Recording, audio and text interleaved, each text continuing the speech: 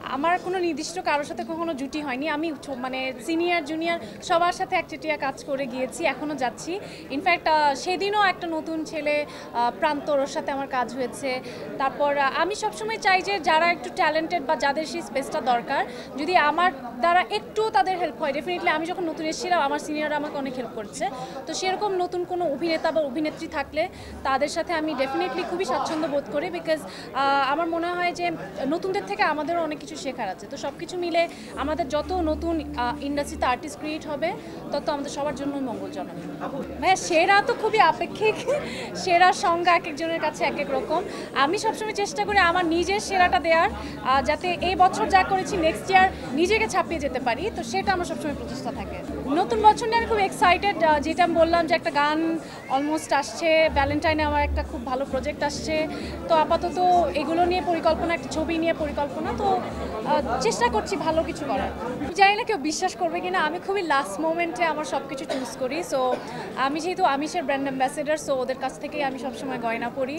আর আমার কিছু পরিচিত ডিজাইনার্স আছে যাদের ড্রেস আমার খুব ভালো লাগে। সো আমি খুবই 11th আওয়ারে ওদেরকে নক দিই, যেমন এটাও ফেস্টিভাইবের, আমি ওদেরকে 11th আওয়ারে নক দিয়ে বলেছি আপু আমারকে ফিট করে এরকম কোনো কিছু হবে কিনা last moment. And then she is like হ্যাঁ মেবি আপনি স্টোরি যেয়ে দেখতে পারেন, কিছু পেতে পারেন।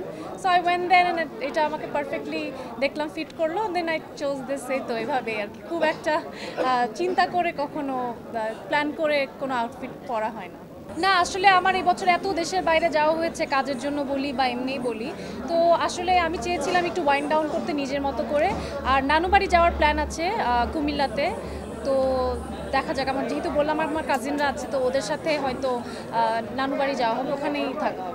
আমি না ওইভাবে আলাদা করে ওই যে নিউ ইয়ার পালন করা বা ওরকম কিছু করি না, বাট আমার কিছু রেজলিউশন থাকে নতুন বছরে, আমার কিছু প্ল্যান থাকে, কাজের ক্ষেত্রে বলি, পার্সোনাল লাইফে বলি। তো একটা বছর শেষ হলে আসলে আমি নিজেকে একটু ইভ্যালুয়েট করি যে আমি কতটুকু কি বছরের শুরুতে যে গোলসগুলো ছিল সেগুলো কতটুকু আমি আশা পূরণ করতে পেরেছি, বা নেক্সট ইয়ার আমার আর কী কী পরিবর্তন করা উচিত, বা কি লক্ষ্যকে সামনে রেখে এগিয়ে যাওয়া উচিত। এটা অনেকবার, এটা লাস্ট সিজেপিতেও আমি গিয়েছিলাম আমার মনে আছে।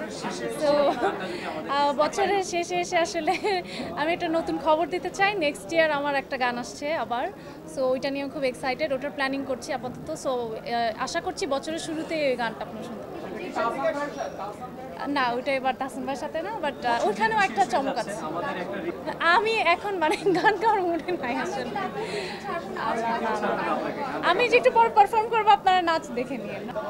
সিনেমা নিয়ে স্পেসিফিক চিন্তা বলতে ডেফিনেটলি খুব ভালো ভালো সিনেমা তো হচ্ছে এখন। তো আমার যদি কাছে এরকম ভালো সিনেমা আসে আমি অবশ্যই করতে চাই। আর নেক্সট ইয়ার ডেফিনেটলি আমার একটা সিনেমার প্ল্যানিং হয়েছে, যেহেতু প্রতিবার প্ল্যানিং পর্যন্ত যে এরপর আর কখনো ভালো কোনো খবর দিতে পারি না। সো এবার শুটিং ফ্লোরে না যাওয়া পর্যন্ত আমি কোনো কিছু নিয়ে কথা বলতে চাই না।